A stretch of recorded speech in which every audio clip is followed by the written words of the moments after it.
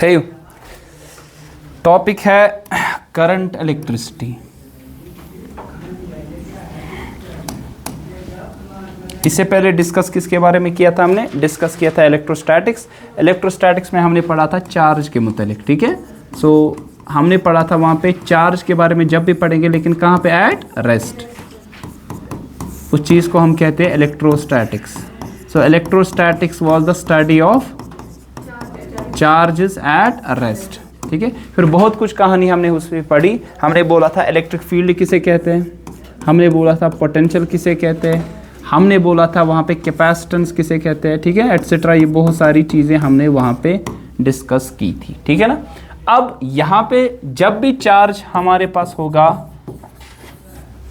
Motion में, when we discuss about charge in motion we deal with current electricity और simply with electricity. So electricity में हम क्या पढ़ेंगे? चार्ज को किस में सर? मोशन में पढ़ लेंगे, ठीक है। इससे पहले हमने पढ़ा था कहाँ पे? We deal charge at rest, उस पार्ट को हमने इलेक्ट्रोस्टैटिक्स कहा था। यहाँ पे हम मोशन में पढ़ लेंगे, ठीक है।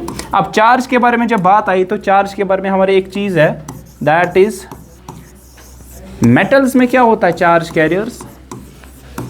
मेटल्स में क्या चार्ज कैरियर्स होते हैं?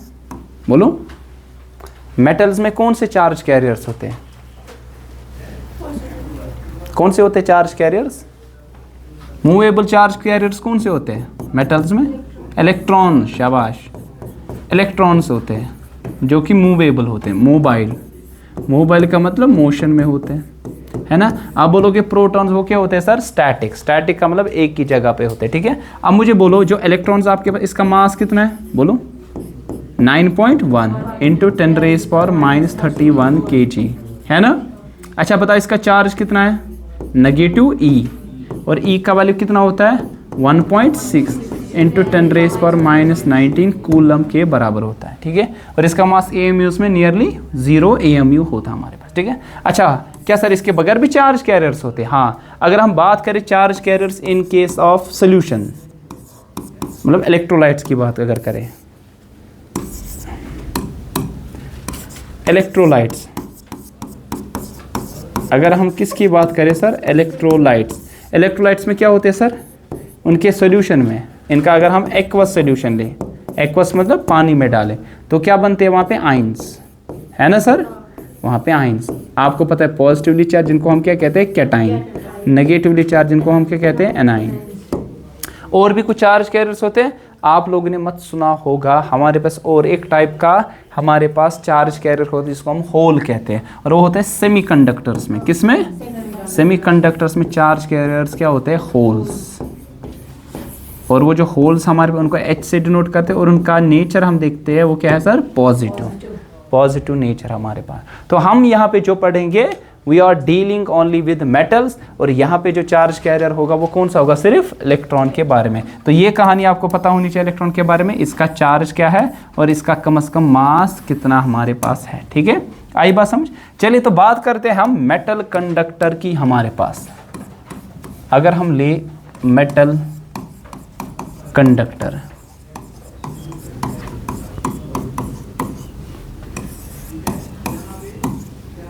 अब let's take an microscopic view. मान लीजिए आपके पास मेटल कंडक्टर है, ये इसका माइक्रोस्कोपिक व्यू है। मेटल कंडक्टर का ये हमारे पास कौन सा है sir? Microscopic view, metal conductor. अब मुझे बोलो इसमें क्या हो गए सर? Charge carriers. वो चार्ज कैरियर्स क्या हो गए? इलेक्ट्रॉन। बट दीज इलेक्ट्रॉन्स जब आपने यहाँ पे सोर्स ऑफ एनर्जी मतलब कि बैटरी नहीं जोड़ी है, these electrons are always in random direction and they have a velocity, that velocity is called thermal velocity. therm का मतलब होता है temperature, तो thermal velocity it is due to the temperature, due to the temperature. Temperature की वजह से इनकी जो वेलोसिटी होगी उसको क्या कहते हैं हम सर? Thermal velocity. या अगर आप कहोगे वेलोसिटी का मैग्नीट्यूड, उसको क्या कहेंगे? स्पीड। अगर मैग्नीट्यूड ले इसका, अगर इसका मैग्नीट्यूड ले, उस चीज़ को हम क्या कहेंगे सर? स्पीड। मैग्नीट्यूड उसको हम कहेंगे सर स्पीड। मैग्नीट्यूड को हम स्पीड कहेंगे और विद डायरेक्शन उसको क्या कहेंगे, वेलोसिटी। और अगर आपके पास व्हेन नो एक्सटर्नल फील्ड मतलब नो एक्सटर्नल फोर्स, तब ये जो आपके पास होते हैं charge carrier, those are electrons, ये वाले they are in random direction में। किस में होते हैं sir, random direction. All the charge carriers they are in random direction. इस मोशन को हम कहते हैं zig zag motion, zigzag, या जिसको दूसरा नाम क्या कहते हैं, आपने पढ़ा होगा गैस पार्टिकल्स का, जिनको हम कहते हैं ब्राउनियन मोशन, ठीक है ना। This is the zig zag motion. यम और योर नसा, इनकी कोई पर्टिकुलर डायरेक्शन नहीं होती। और आपको मालूम है कि थर्मल वेलोसिटी जो आपकी, अगर इसका मैग्नेट थर्मल स्पीड u जो है ना, इसका ऑर्डर क्या होता है, u से हम डिनोट करते हैं। इसका ऑर्डर होता है 10⁵ मीटर पर सेकेंड। इतनी ह्यूज वेलोसिटी, देखो इतनी ह्यूज स्पीड। बट अगर इनका एवरेज देखें, एवरेज थर्मल वेलोसिटी, एवरेज कैसे निकालते हैं, सम डिवाइडेड बाय टोटल कितने हैं, u1 plus u2 plus so जितने भी आपके पास है उन सब का सम हमारे पास कितना आता है सर, इट इज 0। कितना आता है, तो तभी आपके पास कोई नेट मोशन नहीं होती है। So no net flow of charges. जब कोई भी फ्लो चार्जेस का नहीं होगा तो क्या कोई करंट होगी, no current.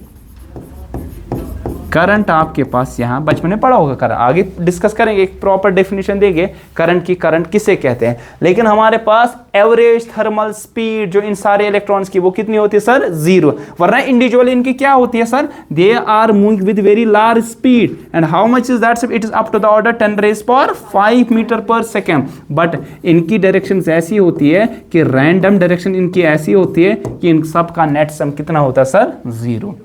So no net flow of charges, no net current, current भी आपके पास नहीं होगी। अब मुझे क्या चाहिए, flow of charge carriers. Charge carriers को फ्लो करने के लिए मुझे क्या करना है, इन सारे ये जितने भी चार्ज कैरियर्स, इनसे करंट हासिल करने के लिए इनको एक पर्टिकुलर डायरेक्शन में लेना पड़ेगा। So for that what we do, external source of energy लगा देंगे, जिसको हम क्या कहते हैं सर, बैटरी। तो यहां पे हम क्या कनेक्ट करने वाले हैं sir, we will connect here external source,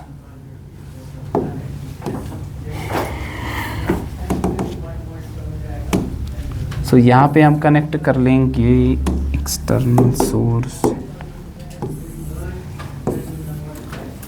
so external source battery हम कनेक्ट कर लेंगे। और यहां पे क्या होगा, इसका क्या होगा, पोटेंशियल डिफरेंस कितना देगा, V देगा कि नहीं, आपको मालूम है पोटेंशियल एंड पोटेंशियल डिफरेंस क्या होती है, आपने कुछ बोल, होता है कि जब एक पॉइंट से दूसरे पॉइंट तक लाए, क्या, अमाउंट ऑफ वर्क। हाँ, चार्ज को अगर इन्फिनिटी से, अगर ये आपके पास सोर्स चार्ज है, देखो Q सोर्स चार्ज है, इसकी वजह से फील्ड होगा, ध्यान रखो। अब इन्फिनिटी मतलब इसके फील्ड से बाहर बहुत दूर से एक यूनिट पॉजिटिव टेस्ट चार्ज को लाने में, किसी पर्टिकुलर पॉइंट तक लाने में कितना वर्क डन करना पड़ेगा, that's a measure of electric potential. लेकिन विद इन द फील्ड एक पॉइंट से दूसरे पॉइंट तक अगर लाना पड़ेगा, उसको हम पोटेंशियल डिफरेंस कहते हैं, ठीक है। सो आपके पास ये बैटरी, इस बैटरी की कुछ पोटेंशियल डिफरेंस ये देगा कुछ, let's suppose that is V। अब ये एंड पॉजिटिवली है, ये एंड क्या होगा, तो ये फेस इसका पॉजिटिव होगा, ये फेस क्या होगा, नेगेटिव, ठीक है उधर तक, चलिए ठीक है। अब मुझे बोलो, ये जो नेगेटिवली चार्जड पार्टिकल जिनको हम क्या कहेंगे, electron, they will move towards positive plate, they will move towards the positive plate. Negatively charged particle, those are called electrons. अब आपको पता है इलेक्ट्रिक फील्ड की डायरेक्शन कहाँ से होती है, from positive plate to negative, ये इलेक्ट्रिक फील्ड की डायरेक्शन है। तो फोर्स इन पे किस डायरेक्शन में लगेगा, अपोजिट। बताओ क्यों, बताओ क्यों, electric force experienced bye an electron, कितना होगा वो फोर्स, फोर्स किसके बराबर होता है, देखिए आपको पता है कि इलेक्ट्रिक फील्ड किसके बराबर होता है, force per unit charge, force per unit charge. तो फोर्स कितना आएगा, चार्ज इंटू इलेक्ट्रिक फील्ड। सो आप बताओगे ये जो इलेक्ट्रिक फोर्स होगा ना आपके पास, ये होगा बराबर चार्ज इंटू इलेक्ट्रिक फील्ड। ये जो फोर्स आपके पास होगा ना सर, चार्ज कितना होता है इलेक्ट्रॉन का, माइनस ई, और इलेक्ट्रिक फील्ड का वैल्यू कितना होगा, ई होगा कि नहीं, तो माइनस ई इंटू ई। क्या ये सेम डायरेक्शन में होगा इलेक्ट्रिक फील्ड के, क्या अपोजिट डायरेक्शन में, अपोजिट, सीधी सी बात, नेगेटिव साइन वही तो इंडिकेट करता है आपके पास यहाँ पे, ठीक है ना। अब इनकी पहली कौन सी स्पीड थी, थर्मल स्पीड, उस सब का एवरेज कितना था सर, 0, लेकिन आपके पास now they are drifted from one end to another end with an average speed, that speed is called drift speed. क्या कहते हैं उसको, so what is the drift speed, इसको ड्रिफ्ट स्पीड अगर वेलोसिटी के हिसाब से तो drift velocity, what is drift speed sir, it is the average speed, अगर वेलोसिटी लोगे तो average velocity with which all the electrons are drifted from one end of a conductor to another end under the effect of, under the influence effect of external electric field। External electric field जो आपके पास है उसके under आपके पास यहाँ पे जो लगेगा force, उस फोर्स को हम क्या कहेंगे सर, यहाँ पे नहीं, उस फोर्स को इलेक्ट्रिक फोर्स, और जिस स्पीड से ये भागेंगे उसको क्या कहेंगे, ड्रिफ्ट स्पीड यहाँ पे कहेंगे। ठीक है, बात आई समझ, क्यों जल्दी निकले।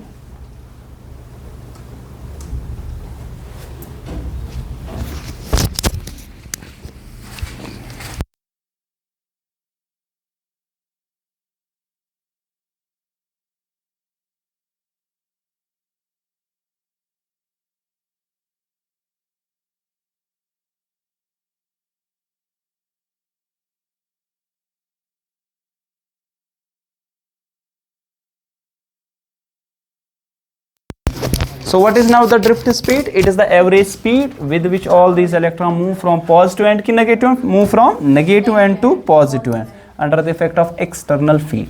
अब फोर्स इतना है तो एक्सेलरेशन कितनी होगी, आपको पता है फोर्स किसके बराबर होता है, मास इंटू एक्सेलरेशन, वो कितना आएगा, minus E into capital E. ठीक है ना, अब एक्सेलरेशन कितनी होगी, minus E by M into capital E, है ना सर, ये आएगा ना। ये है एक्सेलरेशन, किस एक्सेलरेशन से ये सारे इलेक्ट्रॉन जाएंगे एक एंड से लेकर कहां तरफ, दूसरे एंड की तरफ। ठीक है ना, अब ये तो आपके पास क्या निकली, हमारे पास एक्सेलरेशन। नाउ मुझे बता दो, नाउ पहला इलेक्ट्रॉन जो होगा ना उसकी स्पीड क्या होगी, v1। अगर वेलोसिटी में लिखूं क्या लिखोगे, v1, तो क्या आ जाएगा, v is equal to u plus a t, u1 plus a t1। शाबाश, क्या सब पे सेम फोर्स है कि डिफरेंट, फोर्स सेम है ना, है ना इलेक्ट्रिक फोर्स, तो एक्सेलरेशन क्या होगी sir, same force same acceleration, different force different acceleration. तो v2 क्या आएगा, दूसरे इलेक्ट्रॉन पे कितनी स्पीड होगी, उसकी कितनी वेलोसिटी होगी, u2 प्लस ए t2 इस राफ्ट सो ऑन vn कितना होगा, un प्लस ए tn। शाबाश, अब t1 t2 t3 t4 क्या है sir, it is the time by which this electron takes while moving from one end to another, एक एंड से लेकर दूसरे एंड तक इसको कितना टाइम लग गया। ठीक है ना, इसको एक्चुअली आगे जाके हम कहते हैं इट्स कॉल्ड रिलैक्सेशन टाइम भी। क्या कहते हैं, ये जो टी है ना, इट्स कॉल्ड रिलैक्सेशन टाइम। ये क्या होता है, सीखेंगे आगे जाके आराम से, रिलैक्सेशन टाइम। ठीक, आई बात समझ। अब देखो, नाउ ड्रिफ्ट स्पीड vd किसके बराबर होता है, बता दो, v1 एवरेज स्पीड, है ना, with which all these electrons move from one end to another. शाबाश, किसके बराबर, डिवाइडेड बाय n के बराबर।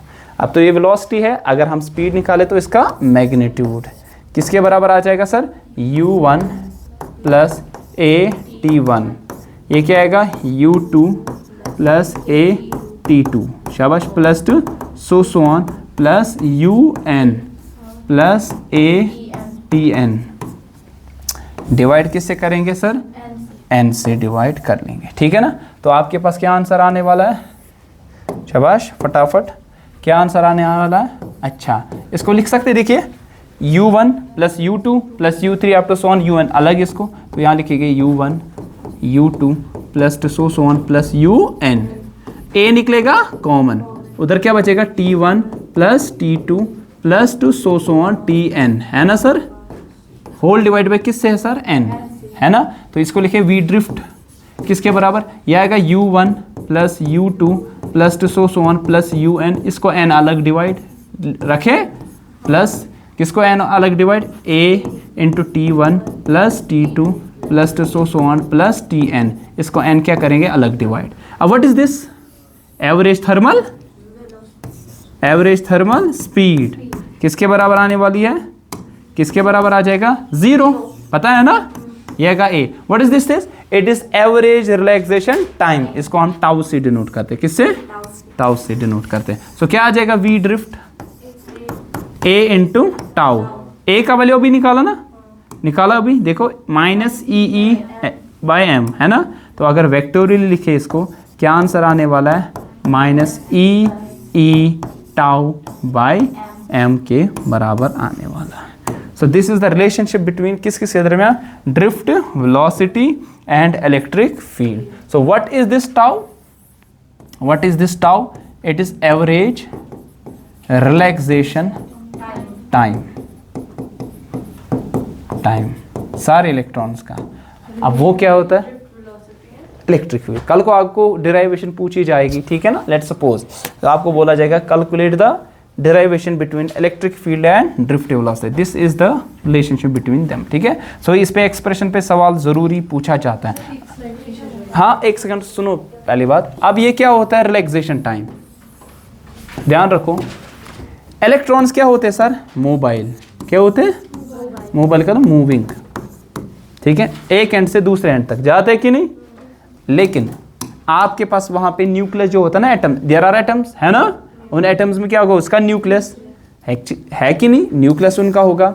अब जो एटम्स होते हैं ना, they vibrate at their mean position, जो एटम्स है ना sir, they vibrate at their mean position. अब यहां से इलेक्ट्रॉन आएगा, क्या वो इजीली पास होगा, नहीं, इसको इसके साथ टकराव होगा कि नहीं, जितनी ज्यादा इसकी फ्रीक्वेंसी होगी वाइब्रेशन की, टकराव क्या होगा, ज्यादा। इस तरह कितने एटम्स हो गए, बहुत सारे। अब इसी तरह इलेक्ट्रॉन जब एक एंड से आ जाएगा, क्या इसका स्ट्रेट पाथ होगा, नहीं, ये पाथ क्या होगा, जिगजैग पाथ। अब इसको एक कोलिजन से लेकर दूसरे कोलिजन तक कितना टाइम आया, उसको हम कहते हैं रिलैक्सेशन टाइम, आराम कूदा हुआ है, रिलैक्सेशन इतना ही होगा ना, from one collision to another. What is the relaxation time, it is the time elapsed between two successive collisions।